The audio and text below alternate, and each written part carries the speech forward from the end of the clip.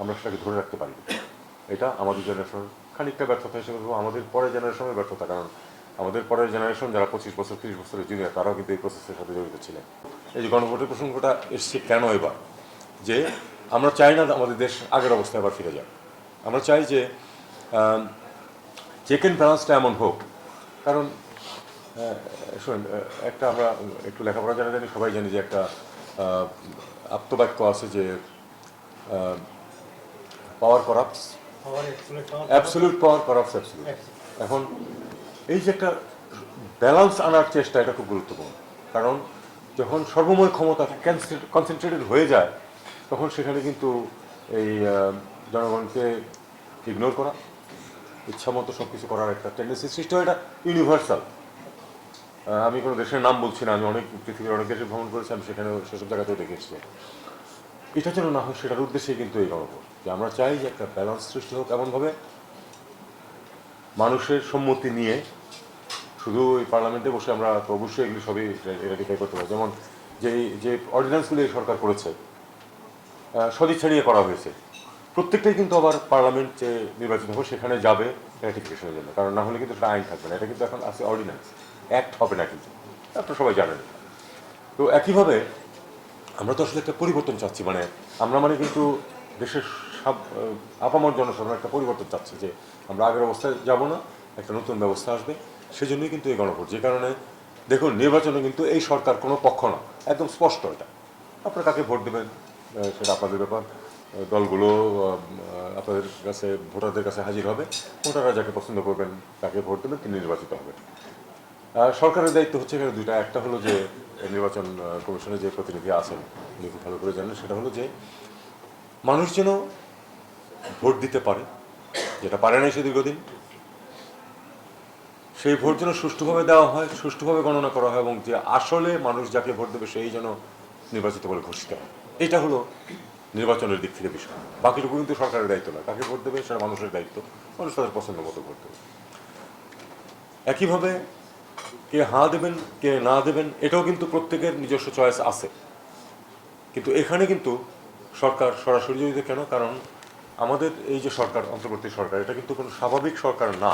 আমাদের কিন্তু আমরা কতগুলি দায়িত্ব নিয়ে এই সরকারের দায়িত্ব নিয়েছি। আমাদের উপর দেওয়া হয়েছে কিছু কাজ করার দায়িত্ব।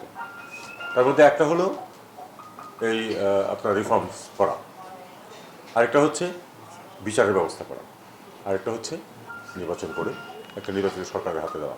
বাই ডেফিনেশন আমরা অস্থায়ী, ইন্টারিম গভর্নমেন্ট, দুটোর মাঝখানে একটা সরকার। তো এখন তাহলে আমাদের কি করতে হবে? যে বিচার প্রক্রিয়া শুরু হয়েছে, আপনারা জানেন, কিছু কিছু রায় হচ্ছে, কিন্তু বিচার প্রক্রিয়া তো, কোর্টকে তো আমরা প্রভাবিত করতে পারি না। কোর্ট তাদের নিজস্ব নিয়ম অনুযায়ী বিচার করবে, এবং সেটাই কিন্তু গ্রহণযোগ্য হবে। অনেক সময় বিভিন্ন পরিস্থিতিতে হয়েছে, বিভিন্ন দেশেও হয়েছে যে কোর্টকে প্রভাবিত করে, তাহলে কিন্তু সেটা বিচার হয় না সত্যিকার অর্থে। আমরা চাই যে বিচারের মাধ্যমে, প্রকৃত বিচারের মাধ্যমে যার শাস্তি পাওয়ার সে শাস্তি পাবে। কাজে সেই প্রক্রিয়া চলছে, আমরা শুরু করে দিয়ে গেছি। পরবর্তী সরকার যারা আসবেন তাদের, এবং কোর্ট তো ইন্ডিপেন্ডেন্ট, তারা তাদের প্রসেস চালিয়ে যাবে। রিফর্মসও কিন্তু একদিনে হবে না। আমরা অনেকগুলি রিফর্ম ইনিশিয়েট করেছি, তার মধ্যে বেশ কিছু ধরুন অর্ডিন্যান্স আছে যেগুলি আসলে রিফর্মেরই অংশ। এখন মানুষ যদি রিফর্মের পক্ষে থাকে, তাহলে কিন্তু যারা ক্ষমতায়ও আসবেন তারা কিন্তু মানুষের মতামতকে কিন্তু তার গ্রাহ্য করতে হবে।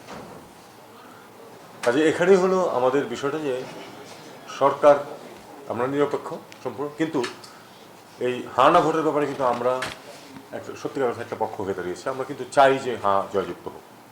আপনারা প্রফেসর ইউনূসের বক্তব্য শুনেছেন।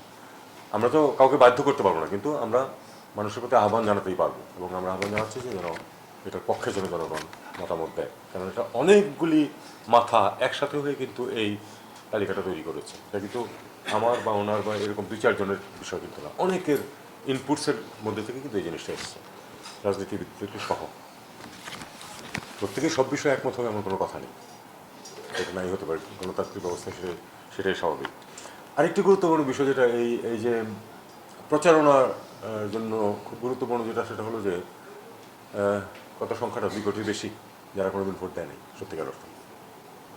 খুবই গুরুত্বপূর্ণ এটা। তাদের মতামত কিন্তু আমরা জানি না। এই যে বিভিন্ন ধরনের প্রেডিকশন হয়, আগের রেফারেন্স নিয়ে আসা হয় যে এত % ভোট অমুকের আছে, সেই সব হিসাব নিকাশ কিন্তু উল্টো পাল্টা করে দিতে পারে এই নতুন জেনারেশন। আপনারা গতকাল যেটা একটা করলেন যে তারুণ্যের উৎসব, তরুণরা কিন্তু আলটিমেটলি ডিসাইড করবে যে কী হবে না হবে। তরুণরাই এই হারনা ভোটেরও আউটকাম অনেকটা ডিসাইড করবে, এবং কারা নির্বাচিত হবে না হবে সেটাও কিন্তু তারা অনেকখানি ডিসাইড করবে। কাজেই তাদেরকে উদ্বুদ্ধ করা যেন তারা যায়, ভোট দেয়, এটা হলো গুরুত্বপূর্ণ, এবং সেটা আপনারা করছেন, এটা আমরা রেকগনাইজ করি। সবখানেই চেষ্টা করছি আমরা সারা দেশে। বডি ক্যামেরা আমরা আসলে দিতে চেয়েছিলাম সবখানে, কিন্তু অত্যন্ত ব্যয়বহুল, সম্ভব হয় না সবখানে দেওয়া। প্রথমে কিন্তু প্রস্তাব ছিল যে একেবারে প্রত্যেককে দিয়ে দেওয়া হবে, পরে চিন্তা করা হয়েছে ওটা পারা যাবে না, যতটুকু পারা যায় আমরা এটা চেষ্টা করব।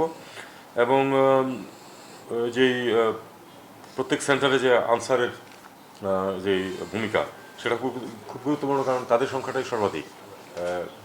এটা এখানে আপনাদের ভূমিকাটা খুবই গুরুত্বপূর্ণ। অবশ্যই অস্ত্র হাতে পুলিশ থাকছে, তারপরে অন্যান্য যে আপনার নৌবাহিনী, সেনাবাহিনী থাকছেন, কিন্তু ওই প্রতি কেন্দ্রে সার্বক্ষণিক দায়িত্বের মধ্যে হলো যে আনসাররা এবং পুলিশ। তো এটা আমরা আশা করবো যে তাদের আপনার ট্রেনিংটা কমপ্লিট করে দেবেন, খুব ভালো মতো তাদেরকে উদ্বুদ্ধ করবেন, তাদেরকে ইন্সপায়ার করতে হবে যে এটা কিন্তু একটা সাধারণ স্বাভাবিক পরিস্থিতিতে যে একটা অন্য আরেকটা নির্বাচনের মতো না। এটা এই নির্বাচন এবং এই গণভোটের ফলাফলের উপর দেশের ভবিষ্যতের অনেক কিছু নির্ভর করছে। যেই পরিবর্তনের আশায় আমাদের ছেলেমেয়েরা জীবন দিয়েছে, সেটা আমরা ব্যর্থ হতে দিতে পারি না। এটা আমাদের দায়িত্ব যে সেটা যেন প্রতিপালিত হয়, এবং এখানেই হলো এই গণভোট এবং নির্বাচনের যে গুরুত্বটা, সেটা আমি নিশ্চিন্ত যে আপনারা আপনাদের দায়িত্ব সবাই বোঝেন। আমার সেই নিয়ে আমার কিছু বলার নেই। আমি শুধু এইটুকু বললাম যে আমরা আশা করব যে আমাদের দেশ, আমার 71 বছর বয়স, দেখুন মানে আগামী 2-4 বছর 5 বছর পরে আমার ক্লাসমেট 70 জনের মধ্যে 18 জন মারা গেছেন ইতিমধ্যে। কাজে আমরা হচ্ছি আগের জেনারেশন। সত্যিকার অর্থে আগের জেনারেশনের ব্যর্থতা, সবচেয়ে বড় ব্যর্থতা আমি মনে করি রাজনৈতিক ক্ষেত্রে আমাদের জেনারেশনের ব্যর্থতা হচ্ছে যে আমরা 91 সনে আমরা চিন্তা করেছিলাম যে আমরা বোধহয় অন্তত একটা জিনিস ফাইনাল করতে পেরেছি, সেটা হলো যে নির্বাচন কীভাবে হবে। 91 সনে কিন্তু আমাদের জন্য, আমরা তখন ইয়াং, খুবই আশাবাদী ছিলাম আমরা যে না, অন্তত একটা জিনিস আমরা পিছনে ফেলতে পেরেছি, যে নির্বাচন কীভাবে হবে না হবে এই সমস্যাটা আমরা পিছনে ফেলেছি। আমরা ভুল ছিলাম, আমরা সেটাকে ধরে রাখতে পারি। এটা আমাদের জেনারেশনের খানিকটা ব্যর্থতা হিসেবে বলবো, আমাদের পরের জেনারেশনের ব্যর্থতা, কারণ আমাদের পরের জেনারেশন যারা 25 বছর 30 বছরের জুনিয়র, তারাও কিন্তু এই প্রসেসের সাথে জড়িত ছিলেন। আরেকবার যেন আপনাদের পরের জেনারেশন যেন এই কথা বলতে না পারে যে আপনারা ব্যর্থ হয়েছেন। আপনারা আমাদেরকে বলতে পারেন যে আমরা এই ক্ষেত্রে ব্যর্থ হয়েছি। আমাদের জেনারেশনের সাফল্য কিন্তু অনেকগুলি, এখন আমি সেটা বলতে পারি। আমাদের জেনারেশনের লোকজন কিন্তু যুদ্ধ করে দেশ স্বাধীন করেছে। আমাদের জেনারেশনের লোকজন কিন্তু এই তলাবিহীন ঝুড়ি থেকে দেশটাকে একটা মাঝামাঝি পর্যায়ে নিয়ে এসছে। মধ্যমায়ের দেশ হয়তো একটু তাড়াতাড়ি বলেছে, হিসাবপত্র হয়তো স্ট্যাটিস্টিক্স আমরা কম বিশ্বাস করি, কিন্তু এটা তো ঠিক যে আমি স্কুলে যেখানে পড়তাম, ক্যাডেট কলেজে যাওয়ার আগে, রাজশাহী ক্যাডেট কলেজে ছাত্র, তার যাওয়ার আগে নীলফামারী যে প্রত্যন্ত গ্রামের স্কুলে পড়তাম, সেখানে 60-65 জন ছাত্রছাত্রীর মধ্যে 5 জন ছাত্র থাকতো মেয়ে।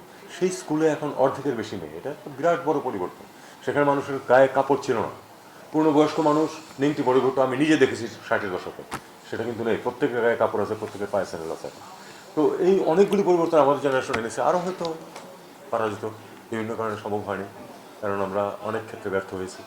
কিন্তু এই যে বেসটা আমরা তৈরি করে দিয়ে গেছি আমাদের জেনারেশন, আমি এখন আমাদের জেনারেশনের পক্ষ থেকে বলতেছি, এটাকে এগিয়ে নেওয়ার দায়িত্ব আপনাদের এবং আপনাদের পরের জেনারেশন যারা ইতিমধ্যে উঠে আসছে, যারা এই জীবন দিয়েছে, তারা যেন বলতে পারে যে না, আমাদের যে জীবন দিয়েছে সেটা সফল হয়েছে, আমাদের আগের জেনারেশন আমাদের জন্য যথেষ্ট কাজ করে গেছে।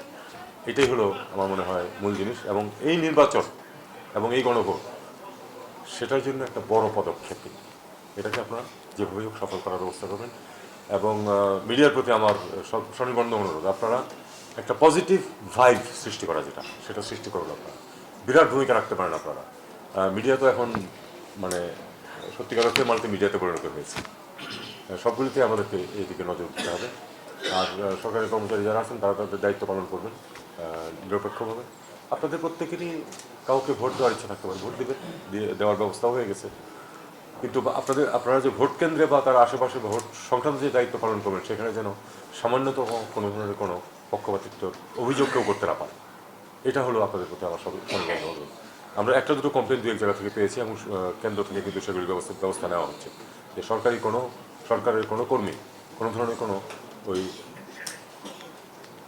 হা না ভোটের ব্যাপারে মতামত দেবেন, কিন্তু ওই যে সংসদ নির্বাচন সেখানে কেউ কোনো মতামত দেবেন না। ওখানে ভোট দেবেন সেটা হলো আপনার ব্যক্তিগত ব্যাপার, কোনো মতামত দেবেন না। আপনাদের সম্পূর্ণ নিরপেক্ষতা, শুধু নিরপেক্ষতা থাকলে চলবে না, নিরপেক্ষ যে আছেন সেটা দৃশ্যমান হতে হবে, এটা কিন্তু খুব গুরুত্বপূর্ণ। তো একটা কথা আছে যে it's not enough to work, you must be seen to be working. তো এক্ষেত্রে এটা সাংঘাতিকভাবে প্রযোজ্য। আপনাদেরকে আমি আমার মনে হয় আর তেমন কিছু বলার তো নাই। আপনাদেরকে সব ধরনের শুভেচ্ছা জানাচ্ছি।